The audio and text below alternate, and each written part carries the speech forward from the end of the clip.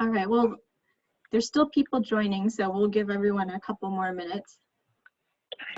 And if you're just joining now, feel free to chat what department you're in at SCU, and if you want, where you're joining the webinar from. What was the name of the show that Michelle was talking about? Peaky Blinders. Thank you. Peaky Blinders, there it is. Hi, Tom. We have Long Beach, Anaheim Hills, Chino Hills, downtown Long Beach. So far, Jennifer is winning in distance from Portland. Although I think I saw Keith's name come on. And if so, then he may be the farthest one away. Yeah, he's on there. Keith, are you in Rhode Island?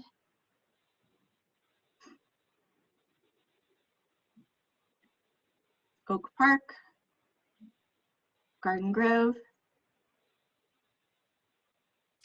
Come here, Beth. Whittier. Come here. You want to come up here? You want to say hello to everybody? This is Baz. Oh, hi, Bass. So cute. Hi. Yeah. Amy's in Fullerton. Okay, it looks like the rate of new joiners is slowing down. So since we only have 45 minutes, I'll start getting into the presentation. In case you hadn't joined yet when I mentioned it, Dr. Rob Russell is helping me by co-hosting, and he's monitoring the chat. If you want to chat questions at any time during the talk, please feel free to do that. And I'll go ahead and get started. So thanks everyone for joining today. Here's a little bit of an overview of the journey that's ahead of us over the next 4 sessions. Today, the main focus is going to be on a bit of an introduction that's going to involve the human stress response, pillars of health, and beginning our journey towards relaxation. And then on Thursday of this week, we're going to talk more about the pillar of spirit and joy, including relationships, and also the pillar of environment. And then next Tuesday, we're going to talk about how what you eat and how you sleep and move can help you cope. And then next Thursday, we'll wrap it up by putting everything together. So I'm going to be doing a bit more talking versus activities at the beginning of this session, but about halfway through, then we'll transition and it'll be more activity-based than so much lecture. So it's hard to believe it was only just over a month ago that our daily lives were fairly routine and predictable. But since then, there's been so many changes that it might feel like your whole world has been turned upside down. When something like this happens, especially when it's so sudden and so unexpected, and it so profoundly affects all of our usual routines, it's totally normal for people to feel this overwhelming sense of uncertainty. And even though we were all dealing with some degree of uncertainty even before COVID-19, this pandemic has taken uncertainty to a whole new level. So recognizing that this uncertainty and the magnitude of the entire situation can be very uncomfortable for people, we decided to put on this 4-part series to help members of the SDU community explore skills that you might find useful during these challenging times and perhaps even beyond.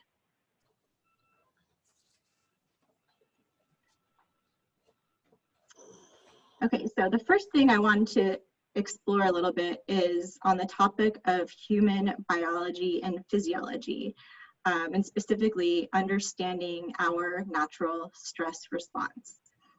So my goal here is not to be too technical, but at least paint a basic picture so everyone has a foundation of understanding.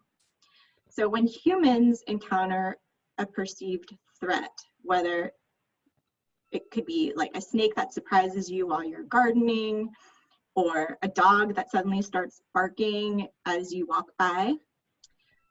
A part of your brain called the hypothalamus sets off a kind of alarm system in your body consisting of nerve and hormone signals. And the alarm system prompts your adrenal glands to release hormones, including adrenaline and cortisol. So between the adrenaline and cortisol, your heart rate, blood pressure, and respiration rates increase, and your energy supply, or the amount of sugar or glucose in your bloodstream, increases as well. And then cortisol also decreases functions that are non-essential during these fight or flight type of situations. So these are things like digestion, reproduction, and growth, which get slowed down. And the alarm system also communicates with the brain regions that control mood, motivation, and fear. So these things are affected as well. So in short, their perceived threat puts us in this high alert type of mode.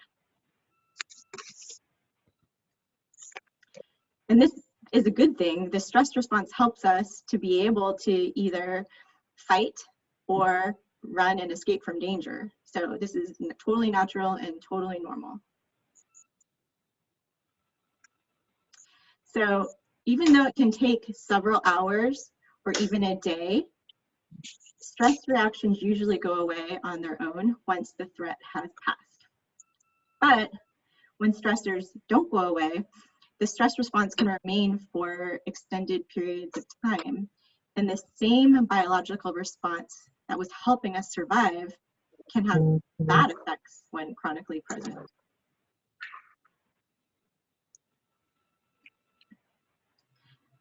In fact, chronic stress can disrupt nearly all our body systems and lead to real health problems, including anxiety, depression, digestive problems, headaches, heart disease, insomnia, weight gain, and impaired memory and concentration. And we're all human and we're all affected by stress, but you may notice that some people seem to be more often by stress than others. Genetics and past experiences are two things that contribute to individual differences in stress response. Also, some people know more or use more coping strategies than others. So if you feel like you don't handle stress or aren't handling your current stress as well as other people, it's okay. It's nothing to beat yourself up about.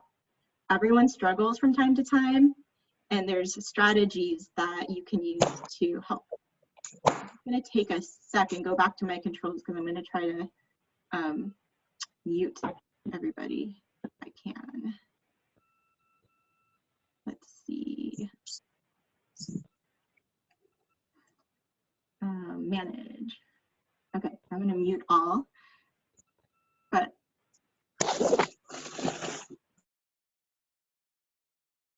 okay, going back.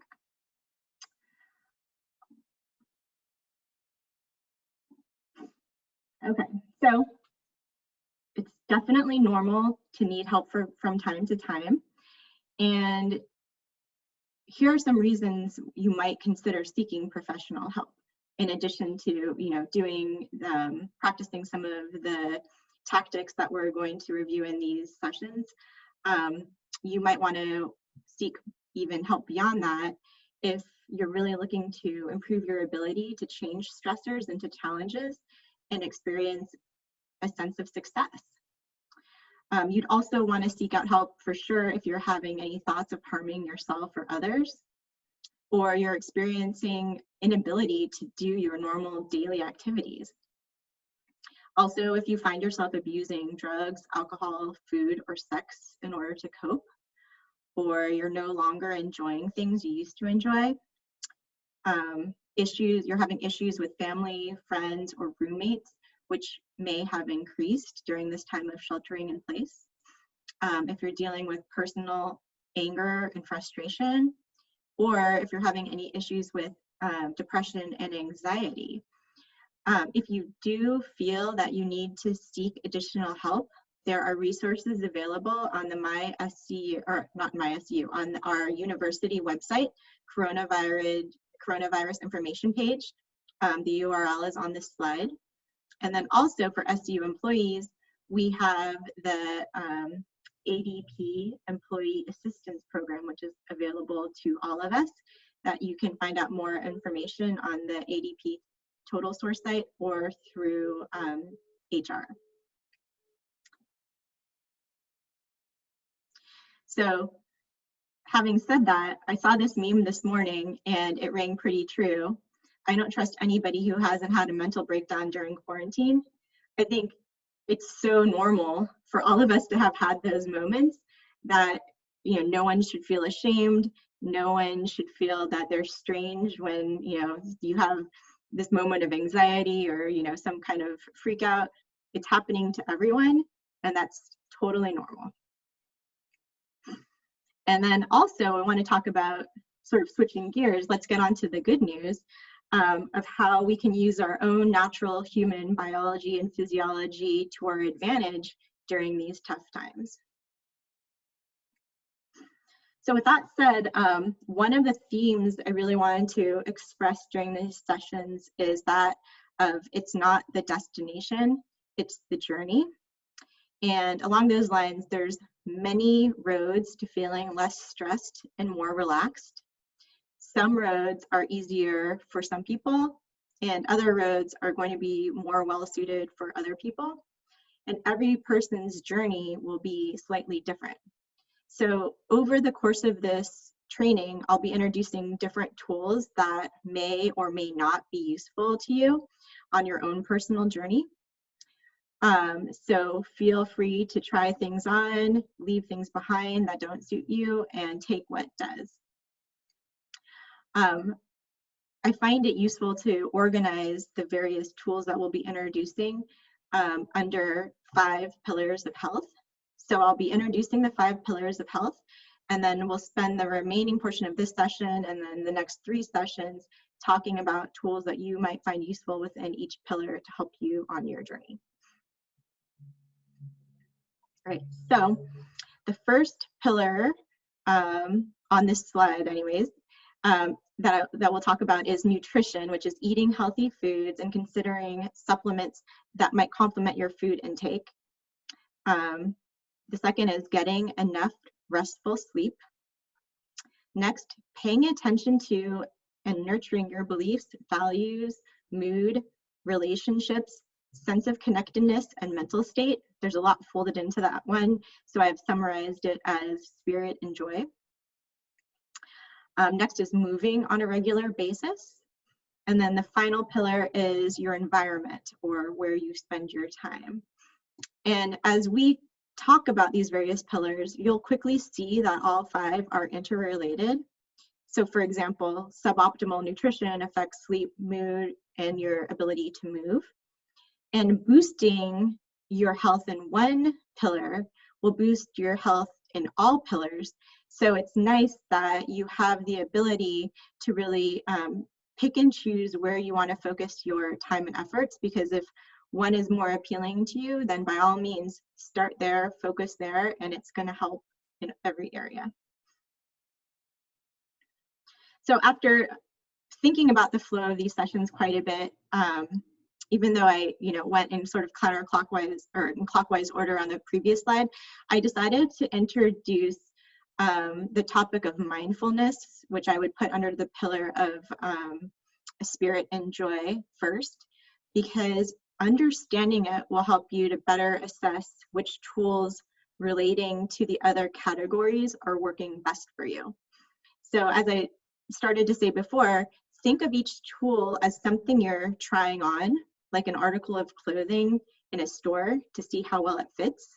Because maybe some of us know this more than others, but sometimes something might look great on the rack, but when you try it on, it's not right at all. Or sometimes something looks strange on the hanger, but when you try it on, it's actually amazing. So keep an open mind, don't be afraid to try things on, and don't beat yourself up if something doesn't happen to be the right tool for you.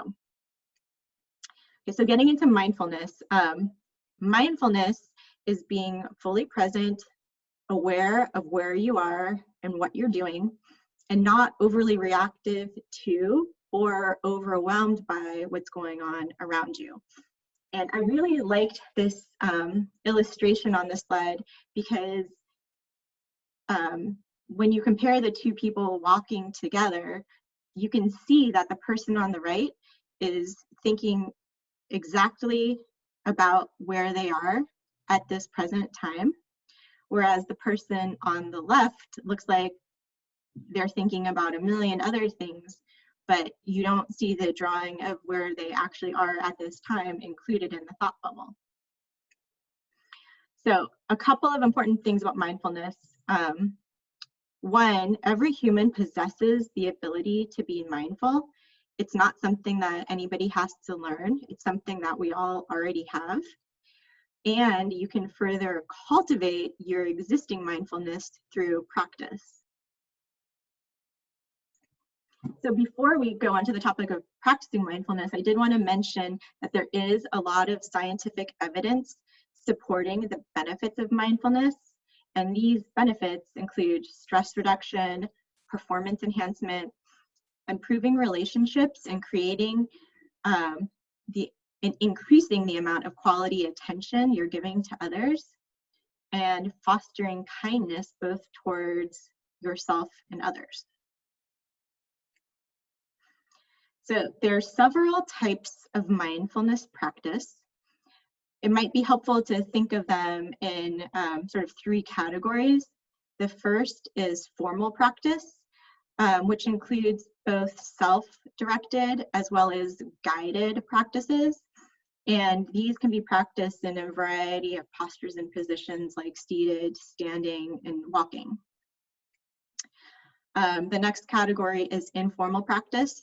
These are things that you can do as you're going through your daily life. And then there's merged practices, which basically combine mindfulness practices with other activities such as yoga. That might possibly also be categorized under another one of the pillars of health. Okay, so before we go on to actual practice, I wanted to mention a few getting started type of points. The first point is you don't need to buy anything in order to practice mindfulness, because you can practice anytime, anywhere. And there's plenty of free resources out there, including tons and tons of guided meditations that you can access free of charge. There's paid services too, if that's something that you prefer, but there's definitely no need to spend money unless you want to. Second point, there's no way to quiet your mind, and that's not the goal. The goal is to pay attention to the present moment without judgment. And as you do this, your mind will wander. As you start to practice mindfulness, a million things will probably come up in your mind. You know, for me, it's usually like my to-do list and what I should make for dinner, or what I should buy at the grocery store the next time I go, or oh shoot, I need to remember to send this person this email. Don't become frustrated or upset with your wandering mind, because being in the present means that you're successfully recognizing that your mind wandered, and then you bring your mind back to the present moment. And this is the whole point. The more you do it, the better you'll get. So the next point is that your judgy brain will try to take over. And I feel like I have a pretty judgy brain, especially directed at myself, so I know this from experience. When you practice mindfulness, try not to judge yourself for whatever thoughts end up popping into your mind, including judgy thoughts about the practice, like, what am I doing? This is so weird. Like, those will come up, but you just have to let them go like you would any other thought. When judgments arise, make a mental note of them. Some people label them as something like thinking, or you could do like a practice such as picturing your judgy thought like an ecologically friendly helium balloon that's floating away from you. And then you return your mind to the present. So the final point is It's all about returning your attention again and again to the present moment. And so that's what mindfulness practice is, really returning again and again to the present. You can use your breath like an anchor point to the present moment so that you have something to return to if you find that helpful. But every time your thoughts wander and you return to the present, it's like doing one push-up for your brain. So, at first it might be hard to do even 5 push-ups, but with practice, you get stronger and stronger. With mindfulness, the more you return to the present, the easier it is to keep doing it. So I thought this was a really good infographic that talks about doing formal practice on your own. So if you just wanted to do a formal mindfulness practice that is self-guided, here are some steps. Take a seat, find a comfortable, calm space, and we'll talk more about this when we talk about environment on Thursday. Choose an amount of time that you're going to practice for, and think of it a little bit like working up to running a marathon. You're not going to run 26 miles on the first day of your training. Just like with mindfulness, honestly, I think that practicing even for 1 minute is a big accomplishment. So start small and build up. The third step is noticing your body. You want to be comfortable, and I think it's helpful to think to yourself, is there anything I could do at this time to make myself a little bit more comfortable, and then make that adjustment.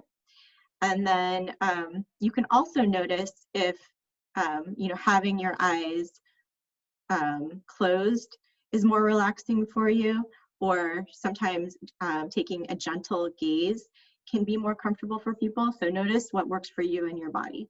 And then the next step is focusing on your breath to use as an anchor if that's something that works for you. You could also there's different techniques such as the body scan technique where your anchor is other parts of your body, where maybe you're starting from your toes and then working your way up, noticing the various, how the different parts of your body are feeling. And then you notice when your mind has wandered and return attention to the present.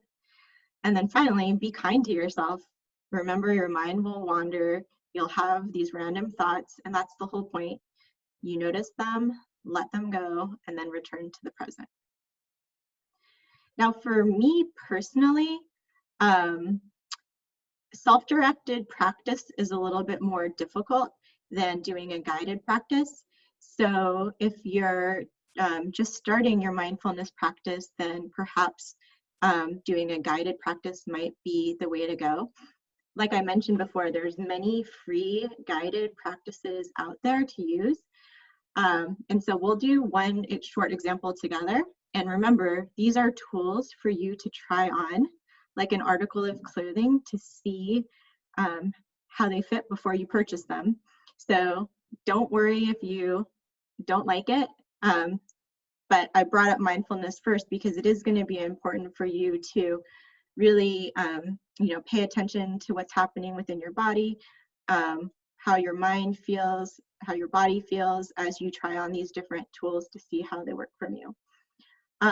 If you are looking through different guided practices that are available, you'll notice that there's a lot of variety out there, from different lengths of time to sort of different themes of how the guided practice works. So I would definitely try more than one to see what works best for you.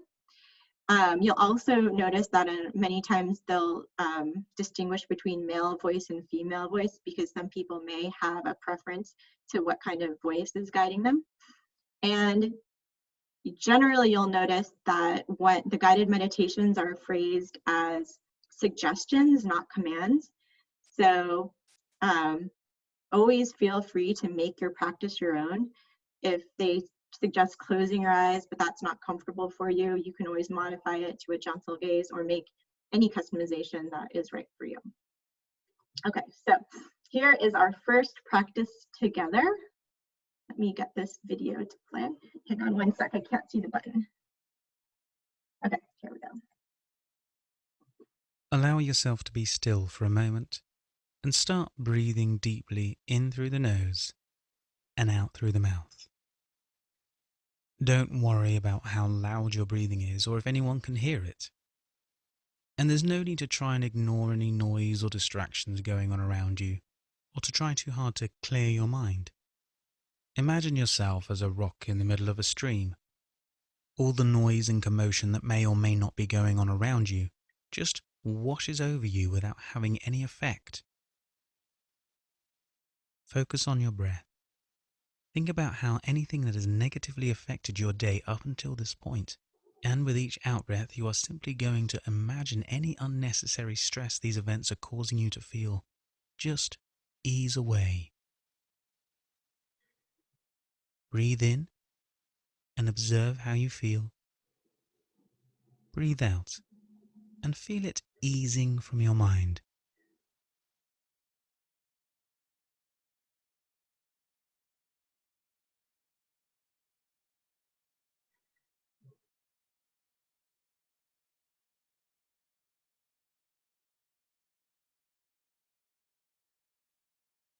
Now, still breathing deeply, take a moment to visualize how you want the rest of the day to go. Imagine achieving any goals and successes at the end of the day and how that will make you feel. Create a mental picture of what that looks like and take a moment to play that out in your mind.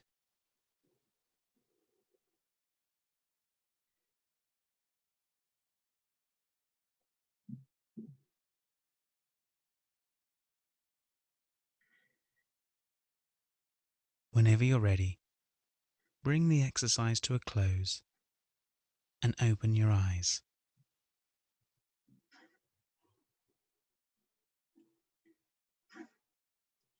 So that was our first guided practice example, and I would encourage everyone, when you try a new practice, take a moment after to do a little bit of self-reflection, about how you thought that fit you, as the article of clothing analogy is concerned, so that you can tell, hey, is this something I want to try more of? What would have made it better for me, etc. So the next example that we're going to do is of a merged practice that combines yoga with mindfulness. And this particular one I like because I think it's really helpful for those of us who, most of us, I think, that are spending so much time sitting down at our computers working these days. So you can do this one when you're sitting at your chair, or you can go ahead and stand up and do it. But it's like a really quick 1-minute yoga practice.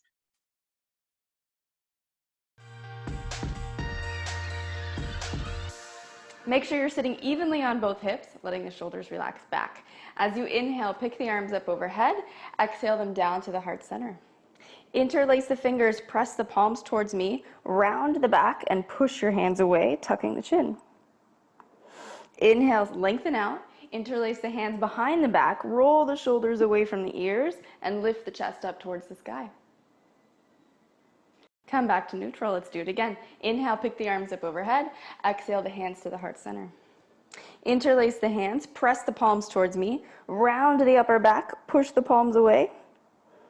Inhale, back up to neutral. Interlace the fingers, roll the shoulders back, lift the chest up, and bring it back to neutral. Inhale, arms up. Exhale, hands to the heart. Interlace the fingers, push away around the upper back. Inhale, neutral. Interlace the hands behind you, roll the shoulders back, lift the chest. Back to neutral. Let's do one more. Inhale, arms up. Exhale, hands to the heart. Interlace the fingers, round the upper back, push the palms away. Back to neutral. Interlace the fingers, roll the shoulders back, open the chest. And bring everything back to neutral. One breath in, one breath out.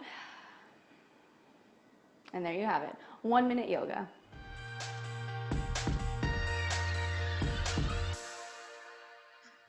All right, so there was our 1-minute yoga guided practice, which was a good merge practice example. Also with that one, you can also feel free to add on to your flow too. Like for example, I would like to add in some sort of side bending postures as well. So you can definitely customize and make your own. And when I was searching for these, there are a lot, like I mentioned, like a lot of really good resources out there. Okay. I wanted to Oh. jump in something Yeah, quickly. go ahead. Some wandering minds have asked the question as to whether the slides will be available and also how they might access the recording in the future. So I can definitely make the slides available by emailing them to everybody. And I am recording this session. But I don't know the answer yet to where we'll make it available. But perhaps I'll be reaching out to Amy and other colleagues to see what might be best suited for that. I suppose I could, well, we'll figure it out and we'll let you know how to make the recording available. Are there any other questions that make sense to address at this point, Rob? No, Amy made a comment that you're going to get a link from Zoom that will tell you that you can forward for the recording. Oh, okay. Yeah. Otherwise, no other questions, just a few wandering minds. No judgment, though. No Totally judgment. normal. Totally normal. Okay, so the next. I'm sorry, Michelle, not Amy. Okay, so the final mindfulness example we're going to do today is an introduction to an informal practice. And again, informal practices are the moments that we can deliberately take during life to truly appreciate the present moment in a non-judgmental way. And you can literally do this at any time. Like if you're typing, you can take a moment to hear the sound the keyboard makes and the sensation of the keys pressing down underneath your fingers. While washing your hands, you can feel the sensations and sounds of the water or notice the smell of the soap. Oh no, the tree cutting just started again. Hopefully you guys can't hear it. So, and like while you're anywhere, as it happens, maybe it's enjoying the sound of your children laughing or your cat purring or your dog panting, any of those things that just happen during life, and you take a moment to celebrate. Rob, please do interrupt me if the sound is a problem because maybe I can put on headphones or something. It's actually pretty minimal. Okay, great.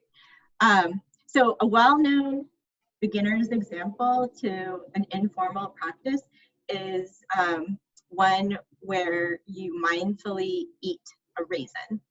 So first we're going to watch a short video introducing this concept of mindful eating.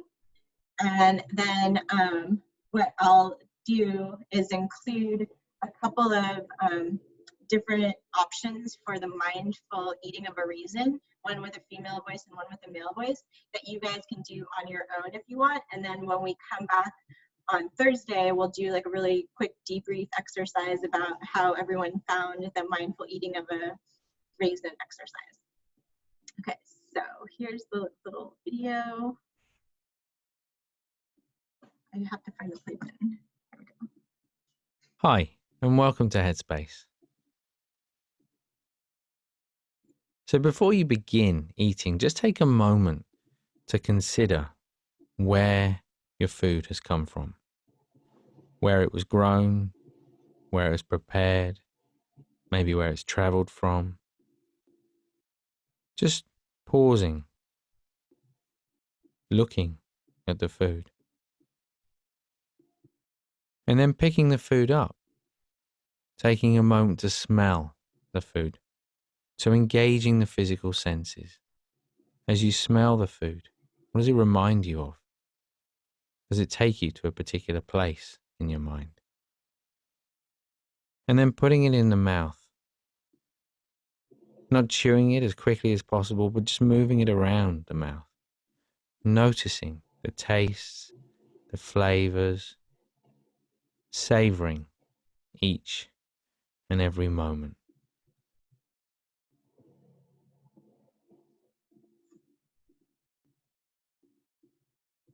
All right, so that was the introduction to mindful eating. And one of the things that I did read about, importance of mindfulness is really that being mindful will help prevent you from going through life on autopilot, like driving home, not that anyone's really driving home from work as much, but like, you know, driving home and not even remembering anything that happened along the way because you were so engrossed in your thoughts, or like eating a whole bag of chips and not even really realizing what you were doing. So I think that's, you know, an important thing to bring up about mindfulness. Okay, so the next topic that we're going to touch on for today, which is our final topic for the first session, is gratitude. So gratitude is something that arises when you affirm a good thing that comes from outside yourself, or by noticing or relishing in little pleasures. And research has demonstrated that grateful people experience more joy, love, and enthusiasm, and they experience fewer destructive emotions like envy, greed, and bitterness. Gratitude also decreases the risk of depression, anxiety, and substance abuse, and can help with healing from those conditions.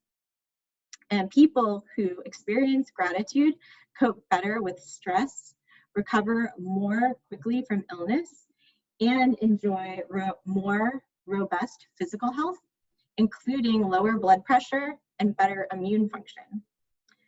Further, gratitude strengthens bonds with other people, fostering a sense of connection, which I think now is more important than ever given our limited social interactions.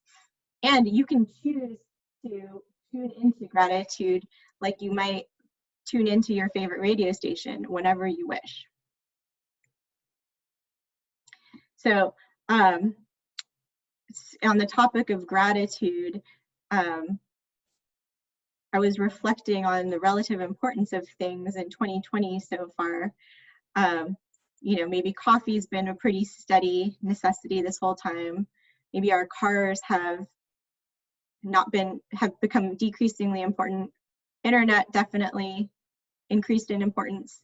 Shaving seems to have decreased. Toilet paper had a spike, but it's sort of come back.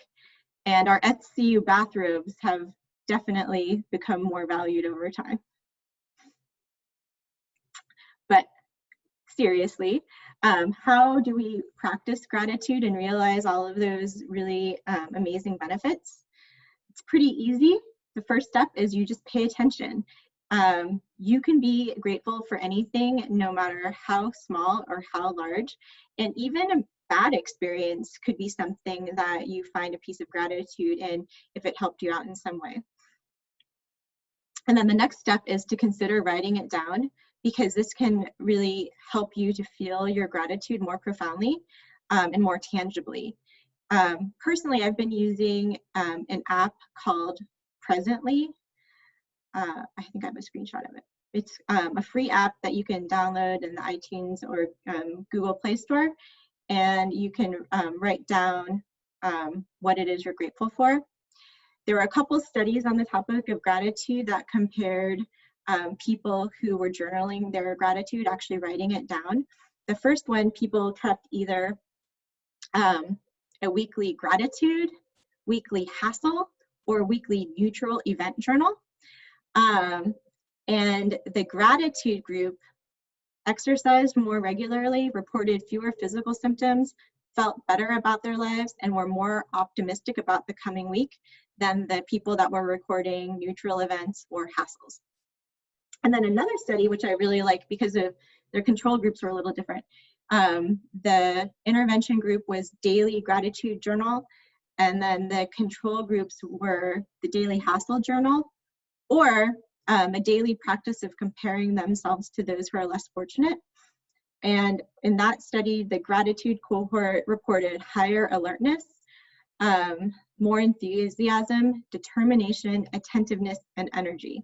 So that there told me that I shouldn't talk to my kids about sending the food that they didn't want to eat to, starving kids in, some other country, because comparing to less fortunate isn't going to be helpful. But if I talk to them about what they're thankful for, then that's going to be more effective.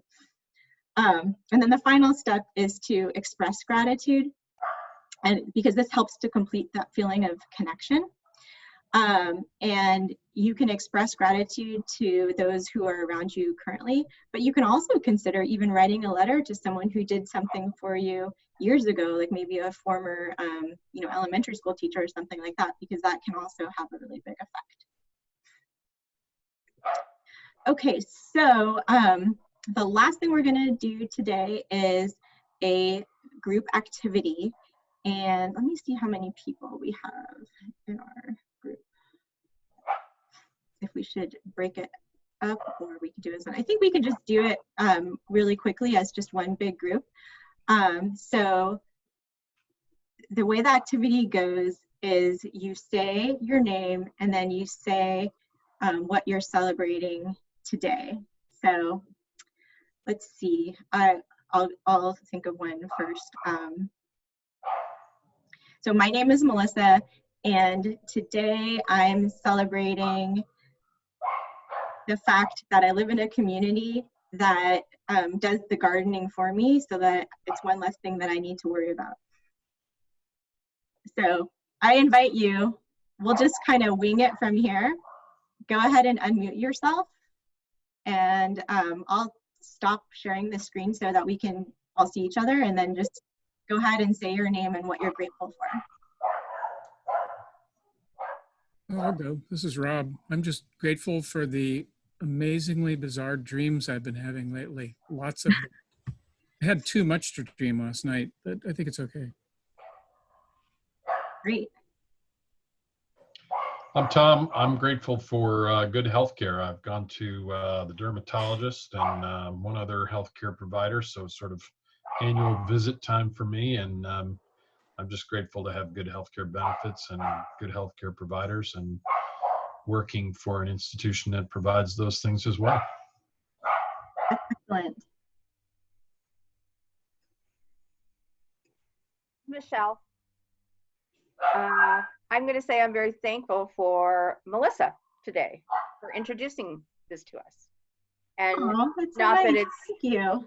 not that it's it very much aligns with the normal conversations around these subjects, but I think I'm very grateful to you for extending this to the SCU community. So while we're cooped up. You're very welcome. Thank you. Thomas Bodette. I'm currently celebrating the fact that it's sunny and 72 degrees in South Pasadena. That's great. Yeah, it's so nice after yesterday too. Yeah. Thank you. That is all. Let's go on for like This is- 2 or 3 more minutes. Rapid This is fire. Jenny, I am actually grateful for technology to bring us together, closer together during a social distancing. Right. Good one. I'm Vicky, and I ditto what Jenny said because I miss you all.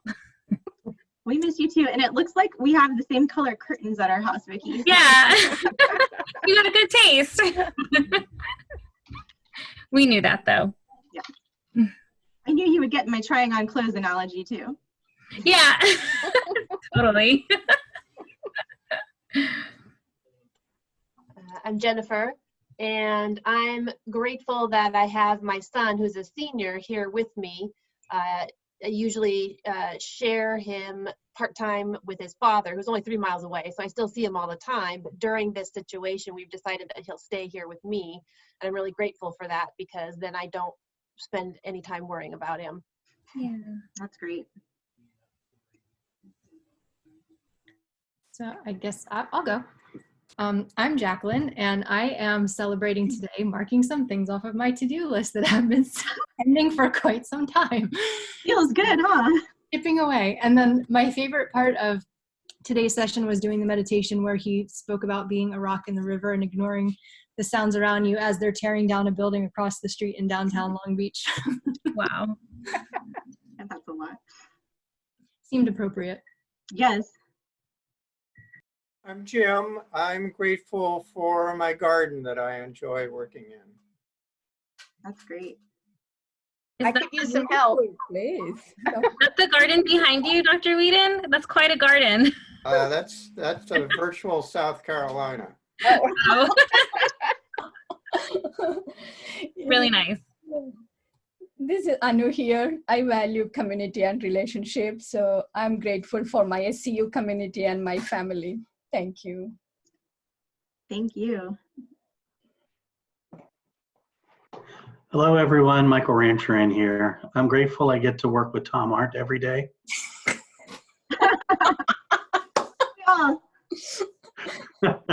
No, seriously, I'm just grateful that as human beings, we can come together in a difficult and challenging time as it is, articulate and communicate in this medium to help give us the strength, the courage that we all need right now to overcome these challenging days.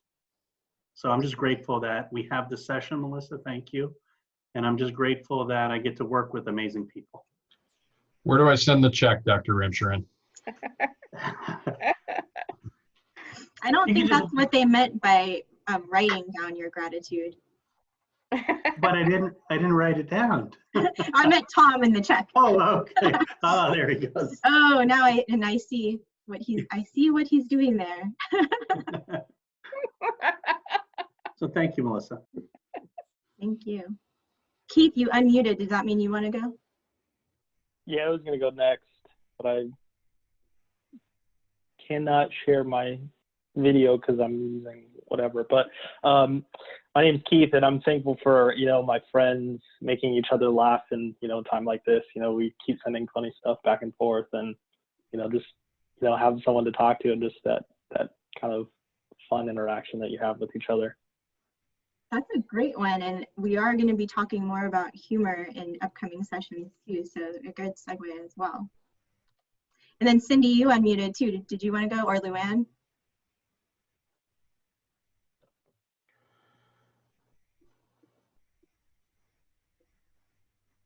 No, it's not mandatory, but if anyone else, oh, Serena? Sure, I'm Serena, and I'm grateful for my health, and I've had my mom here with me for a few days, so that was nice. That's great. And this is Rob just chiming in that Lisa doesn't have a working microphone, but she did put in the chat box that she's grateful for already getting her workout in. So she's grateful for just getting her workout in still. She already got it in for the day. That's good. And still like Lisa too, to stay on top of her workouts.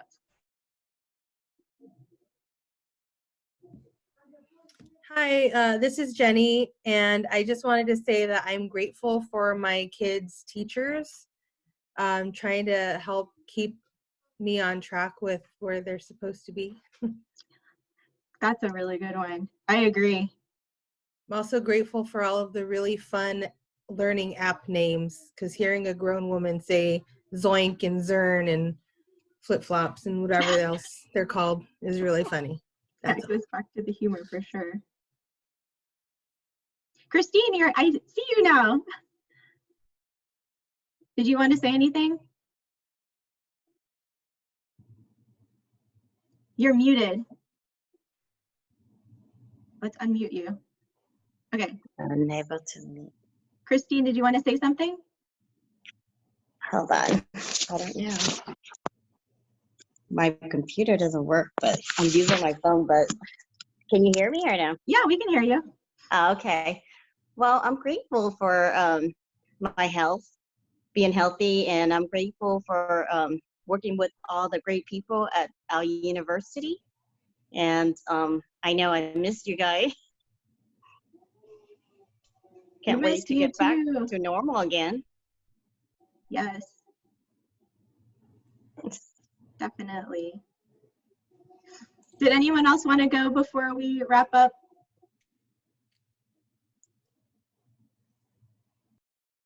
Don't be shy. Melissa, can I ask a question real quick? Sure. I just wondered, something I've found that it will take your mind away is a puzzle. I've got this great, Tom, you would love it, this great Angel Stadium puzzle. I find myself, though, when I take a few moments to go do that, I lose track of time, and I'm spending too much time on it at night or something like that. It's like I need to set a timer on my phone or something like that. And sometimes timers can be really advantageous so that you don't let things escape. You know, all of a sudden the night's over or the day's gone by, I haven't eaten lunch, or you haven't, you know, those kinds of things. So I mean, timers sometimes can be annoying, but also helpful. That's good. You're setting a time to your practice. I totally am. Yes. Any other? Say something? Can I say something? Yeah, go ahead. Yeah, I really wanted to say thank you for having this. Now we can see everybody here. I really miss all of them seeing at campus. And then the value of being present, that is something very, very important. Most of us, either we are in the past and then or in the future, and we don't value what we have. We are not able to hear our own breathing sound. We are not able to connect to ourselves towards us. Most of the time we are connecting outside world, either work or always family, always outside. So bringing the value of being connecting to ourselves and towards us, that inner connection, that mindfulness, really, really, really important. I'm so happy to see that you brought that topic today and then informed all of us about the importance and how we can practice this in our day-to-day life. Thank you. Thank you, Anu. Any other thoughts or comments, Amy?